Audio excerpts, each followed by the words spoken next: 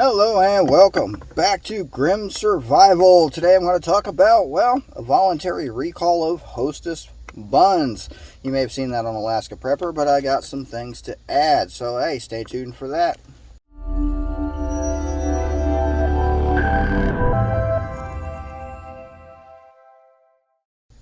Alright, let's just jump right into it. This was actually posted on August 16th. Company announced it on August 13th. FDA 3 days later posted it.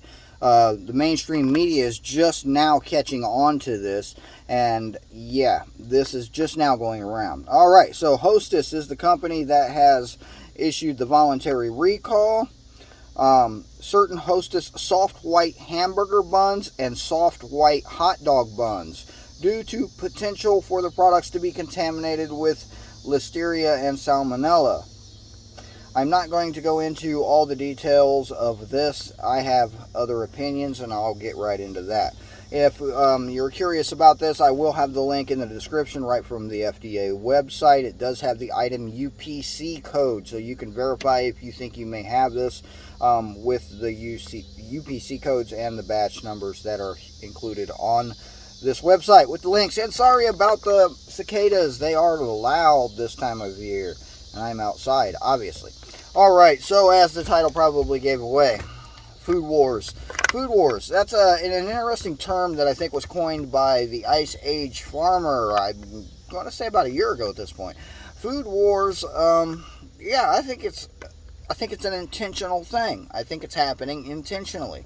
I think all the various recalls that we've seen over the past several months, various recalls, crop failures, crop destruction that we've heard about, all these things are building up to a certain point.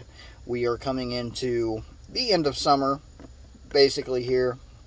We're starting to get into the early stages of harvest season, full-blown harvest season, obviously October into November now with the later seasons that we are experiencing.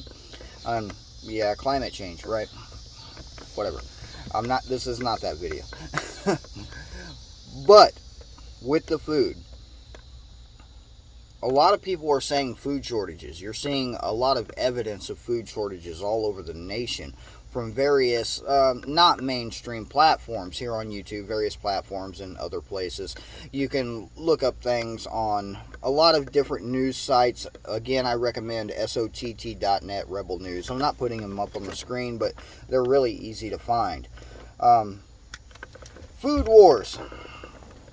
There's been a lot of talk about it. There's been a lot of people saying that, we're going to experience major shortages over the winter. They're calling it the dark winter or something along those lines. And that's possible every single winter, okay? That has been possible every winter since the beginning of time, that we could experience famine throughout the winter time. It's happened. It's happened many times. I mean, just go back to the settlers, if you want to call them that.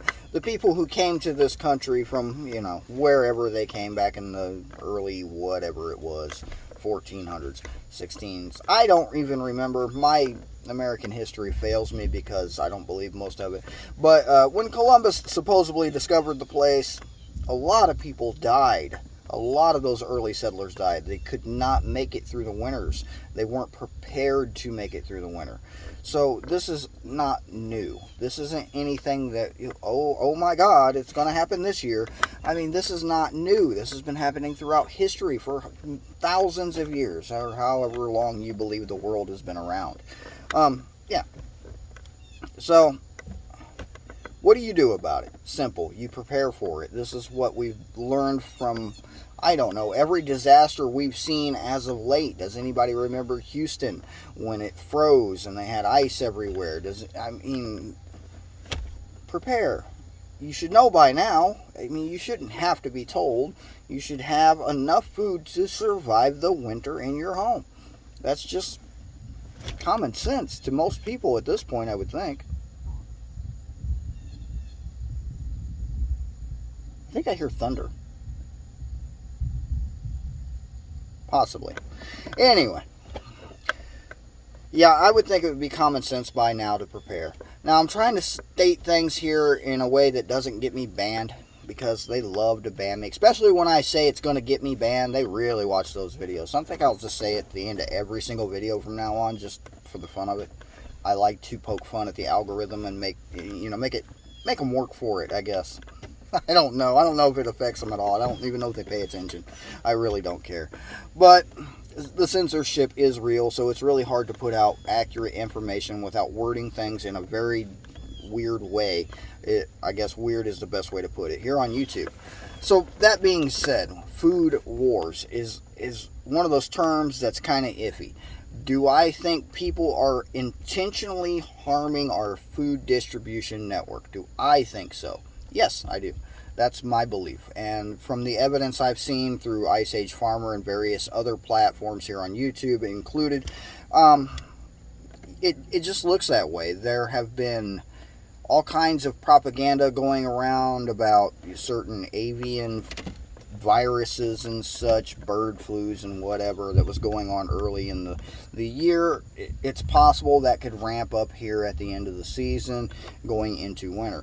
It's also possible that, rocks could fall from the sky and kill us all. I mean, you just can't focus on this kind of stuff. You can't worry about all of this constantly. It'll drive anybody insane if that's all you do is, oh my God, what could happen next? You'll drive yourself insane. So just don't worry about it.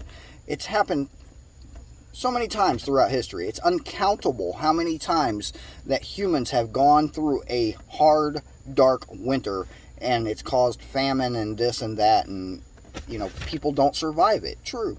People won't survive it. You know why? Because they're not prepared. So this is just a quick message. Hostess recall and what I believe is a deliberate assault on our food distribution and our food storage. That is definitely thunder. So typically with the food here in the United States, we grow a few years ahead. We grow the crops and the grains and everything, and it sits in storage, used to sit in storage for a certain amount of time. This could be years before it is actually used. Our storage no longer exists. This is why people are saying possible food shortages. We don't have the back supply we used to have. It's now going straight from farm, straight to store. It used to not do that. It used to go from farm to distribution center to storage facility to distribution center to store. And I'm talking about your dried grains and things that, really feed your animals and things that produce food or is food for something else. That's the key there, because our diet mainly is meat, and meat requires food to make it grow. So yeah, all of our grains and things like this, we used to have a surplus of this. It was stored everywhere. Drive through the farm belt, it was everywhere. We no longer have the surplus. We've seen back in early 2020 the culling of the herds, where so much meat came to market that the prices dropped dramatically. And then we've seen late 2020 where the prices rose dramatically because there wasn't as much as there used to be, supply and demand. It's possible we're going to see this cycle continue. It's always possible, though. This has always been possible.